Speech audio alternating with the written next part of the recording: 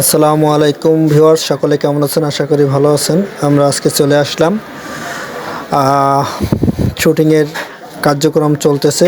আপনারা দেখতে পাচ্ছেন যে শুটিংয়ের মেকআপ চলতেছে। বর্তমানে আলামিন ভাইয়ের পার্ট, তিনি হচ্ছে মুরব্বী সাজতেছে, যেহেতু তিনি ছেলের বাবা, নায়কের বাবা, সেহেতু ওনাকে একটু বেশি মুরব্বী করতে হবে, কারণ উনি একটা খয়রাইতে পার্ট নিয়েছে। খয়রাইতে পারে ওনাকে সেইভাবে মেকআপ নেওয়া হচ্ছে। অতএব কস্টিউম দেখতে পাচ্ছেন যে কস্টিউম দিয়ে তাকে সেইভাবে সাজানো হচ্ছে। আর এইদিকে নীরব ভাই সে ফোন টেপায় ব্যস্ত আছে।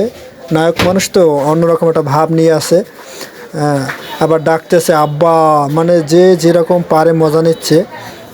যাই হোক, মজা নিতে থাকুক। এদিকে ফেরদাউস মেকআপ ম্যান হিসেবে দায়িত্ব পালন করতেছে, আর আব্দুর রহমান সহযোগী হিসেবে পাশে আছে। টুকটাক সমস্যা হইলে বা কোনো কিছু অসুবিধা ফিল করলে তখন আব্দুর রহমান সেটাকে ফোকাস করে।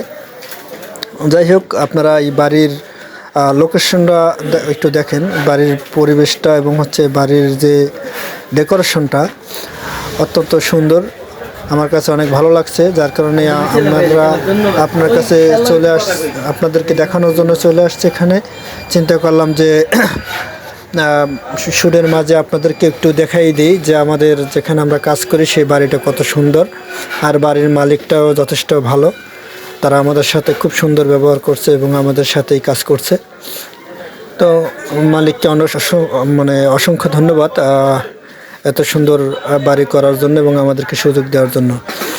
যাই হোক, এদিকে মেকআপের কাজ চলতেছে। আলামিন ভাইয়ের চোখে ঘুম, যদিও শুক্রবার নামাজের টাইমেও দেখছি ঘুম ঘুম ভাব, মসজিদে বসে ঘুমাইছে আর এখনও ঘুমাইতেছে। তো ওনার কাছে কিছু জানতে চাবো যে আসলে ওনার অনুভূতিটা কী।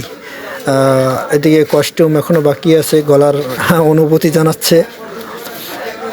অনুভূতি হচ্ছে যে আপনারা সবাই নাটকটি দেখবেন। অনেক কষ্ট করে নাটকটি তৈরি করতে আছে।